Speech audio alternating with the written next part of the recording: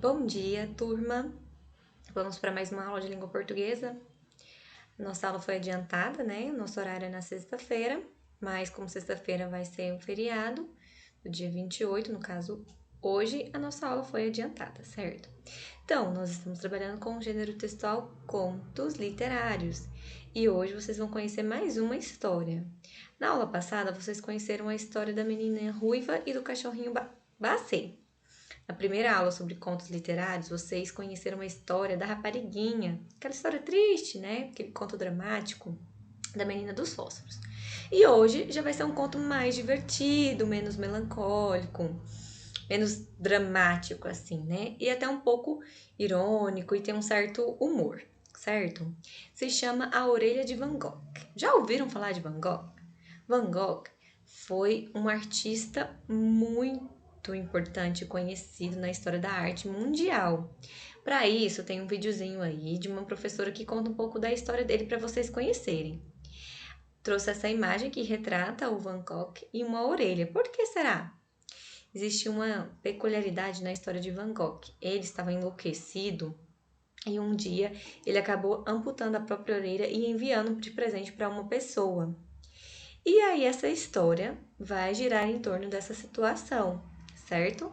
A história de Van Gogh é uma história de um escritor brasileiro, Moacir Ciliar, tá?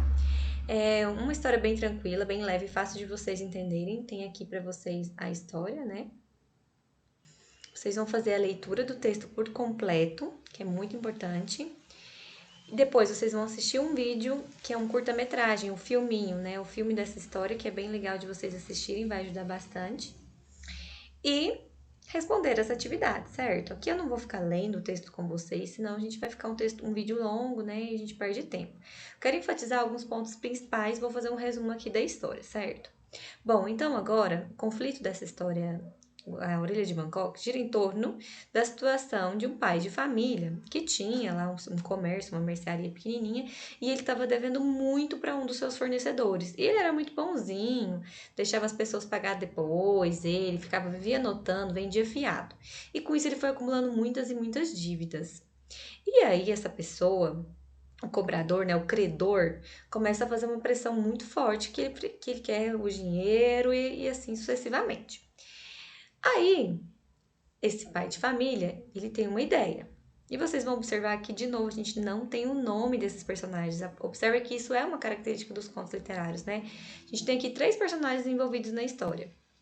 Aí, ele tem uma ideia, que ele é um homem muito cheio de ideias. Ele descobriu lá, né, que o credor dele era fã, apaixonado em Van Gogh. E ele resolveu ter uma ideia de que ele iria arrumar uma orelha e fingir que essa orelha era a orelha de Van Gogh, que ele havia cortado e ele conseguiu de um museu. Já vocês vão ler a história e vão entender melhor.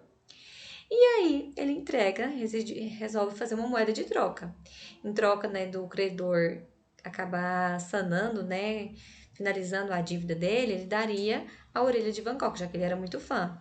Porém, não vai dar certo. Vocês vão ler a história e vocês vão ver que essa história dele não deu muito certo. E aí tem um desfecho da história que vocês precisam ler para descobrir o que aconteceu. Bom, agora eu vou explicar para vocês as atividades, tá bom? Vamos lá.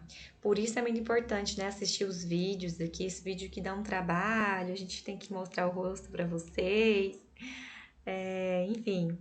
Mas vamos lá, eu vou explicar aqui as atividades para vocês entenderem direitinho o que é para ser feito. Explique com as suas palavras o conflito da história. Então, o que é o conflito? O conflito é aquela situação que faz toda a história acontecer. A história só acontece por causa dessa situação, ou seja, desse conflito. No início do vídeo, quando eu fui falar um pouco o resumo da história, eu disse com as minhas palavras qual era o conflito. Então, agora vocês vão ler e vão dizer aí com as próprias palavras. 2. Quem é o narrador da história? Isto é, quem conta a história? E que tipo de narrador é esse, né? Bom, a gente tem o narrador personagem, observador e o onisciente que eu ensinei para vocês. É um desses 3. Vocês vão ler a história e vão descobrir qual deles que vai se encaixar nesse narrador, tá? 3. Identifique no texto e resuma com suas palavras o clímax. Bom, o que é o clímax? É aquela parte, né, que eu já disse para vocês, de maior tensão ali dos personagens, onde vai ter um sentimento ali mais forte, de suspense, de raiva, de medo, algum sentimento que vai ficar mais forte e evidente algum sentimento dos personagens ali envolvidos. E vocês, acharam que estavam livres de gramática? Não, não, não. A gente precisa fazer algumas revisões, né? Falar um pouquinho das regrinhas da nossa língua portuguesa. E hoje, para essa atividade, eu trouxe aí 2 questões a respeito disso. E nas próximas aulas eu também vou cobrar de vocês, certo? Bom, então aqui, a número 4 diz o seguinte: releia o trecho. E quem diria que não era? Mas, por via das dúvidas, ele colocou no vidro um rótulo: Van Gogh, orelha. A conjunção em destaque estabelece uma relação de sentido de... Lembra lá das conjunções? Que elas são... Eu expliquei para vocês que tem as coordenativas e as subordinativas, elas ligam orações, estabelecem relação de sentido dentro de uma frase. Então, são várias relações de sentido. Aqui nas alternativas, vocês têm conclusão, adição, oposição, explicação. Qual o termo que está em destaque? É o mas. Esse mas aí, que muitos alunos confundem com maíz, né? Com aquele izinho. São diferentes, tá? Então, a gente tem de conclusão, de adição, oposição, explicação. E o mas, sem o i, é diferente do mais com o i, certo? Tá? Qual que é a diferença? O mais, ele pode ser considerado até um advérbio de intensidade, né? Porque ele indica quantidade ou intensidade. Por exemplo, eu tenho mais dinheiro do que meu irmão. Então, nesse sentido, é um advérbio de... não é quantidade, está indicando uma quantidade. Agora, quando eu falo ela é mais bonita do que eu, então agora é um advérbio de intensidade, tá? O mas, ele vai ser a mesma coisa do porém, né? A mesma coisa de porém, que é uma adversidade, uma oposição de ideias. Então, não pode confundir uma coisa com a outra, tá? E vocês vão ler aqui as alternativas e marcar. 5.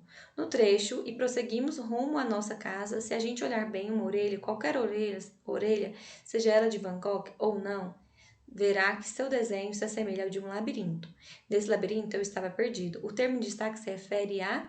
O termo de destaque é o pronome seu. Para que servem os pronomes? Os pronomes são as palavrinhas que são utilizadas para substituir os nomes. Não ficar repetindo a mesma palavra toda hora, né? O mesmo substantivo. Então, a gente utiliza pronomes.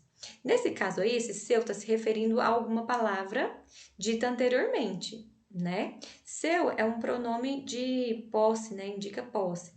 Mas então vocês vão ler novamente aí o trechinho e identificar se refere à orelha, B, casa, C, Van Gogh ou D, o desenho.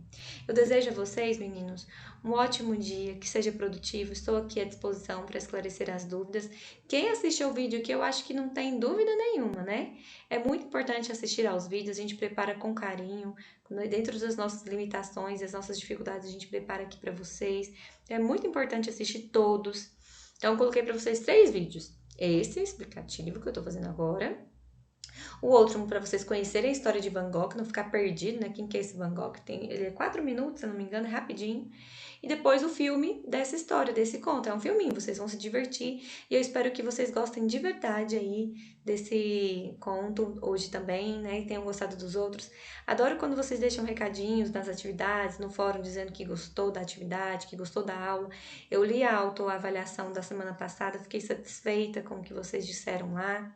Então, que continue assim. Eu sei que tem alunos que precisam melhorar em muitas coisas, precisa aprender, precisa participar, mas os que participam me deixam muito feliz e muito orgulhosa. Um beijinho, estou morrendo de saudade de vocês, com muita saudade do nosso ambiente, que é um ambiente escolar, da escola, da sala de aula, né? Estou sentindo muita falta disso. Vamos torcer, né, para que tudo dê certo o ano que vem, a gente possa voltar e quem sabe se reencontrar. Tchau, tchau.